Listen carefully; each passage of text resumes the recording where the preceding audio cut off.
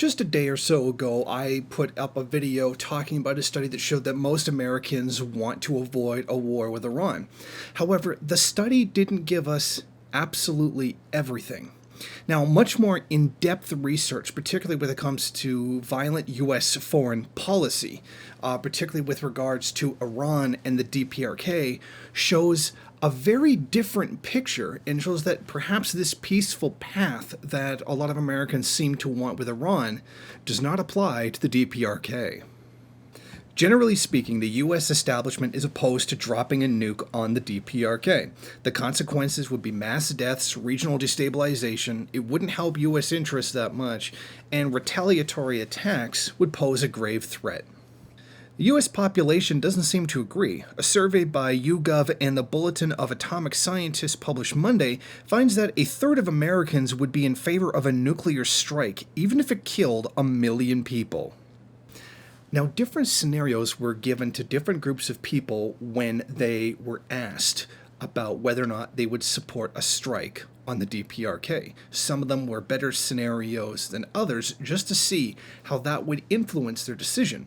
And one thing that the study's authors did note is that Americans, the general population, are horribly misled on exactly what the nuclear and military capabilities of the U.S. and the DPRK actually are. Much of the public is over-optimistic about U.S. missile defense. 74% of respondents believe it is highly likely or somewhat likely if North Korea were to launch 3 missiles with nuclear warheads at the United States, current U.S. missile defenses could successfully destroy all the North Korean missiles before they reach their targets. You would be hard-pressed to find an expert in the U.S. military and technical community who shares such confidence. We also found that Trump supporters are particularly likely to hold these dangerous misconceptions.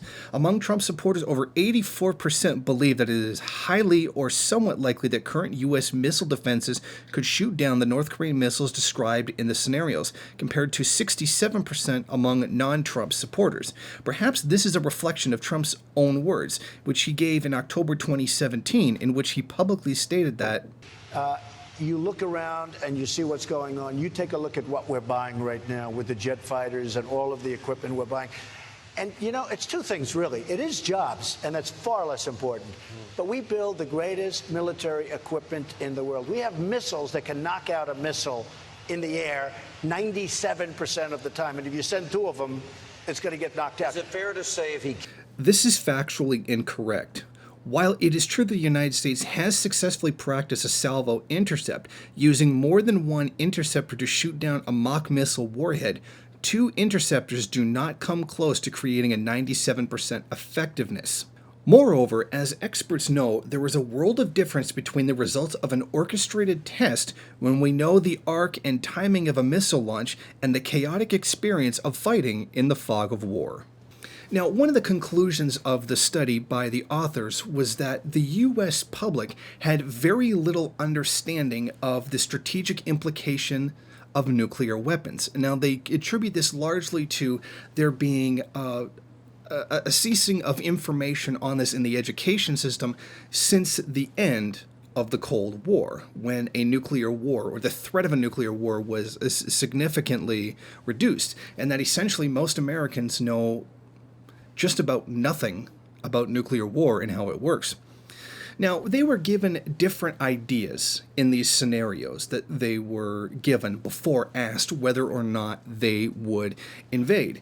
And the one thing that was very troubling, now they were given different things like casualty rates, how many U.S. citizens would die, how many DPRK citizens would die, how long the war would take.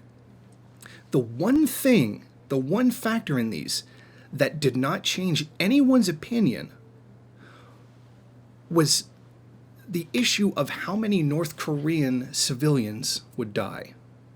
It made no difference to the U.S. public, those polled, whether 5,000 or 1 million North Korean civilians would die in a war.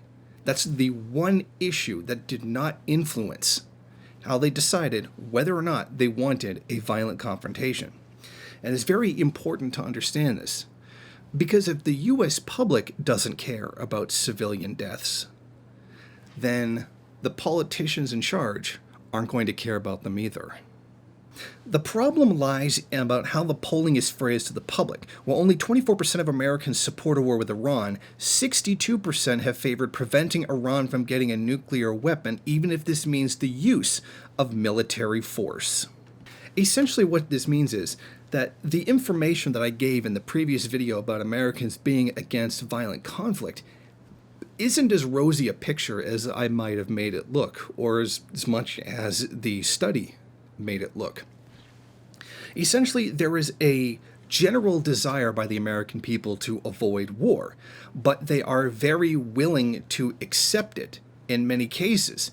And as we've seen from this study, one of those cases is just complete ignorance of what's going on, or even the complete ignorance of how nuclear war happens and the strategic logic behind it. And that in the end, the American people don't care about how many innocent civilians are killed as a result of their actions. And that is very frightening indeed. Thank you for watching. If you like this program, then please head over to my Patreon page and set up a monthly donation. It's your donations that keep this program running. Also, if you would like, please rate, comment, subscribe, and share in various social media.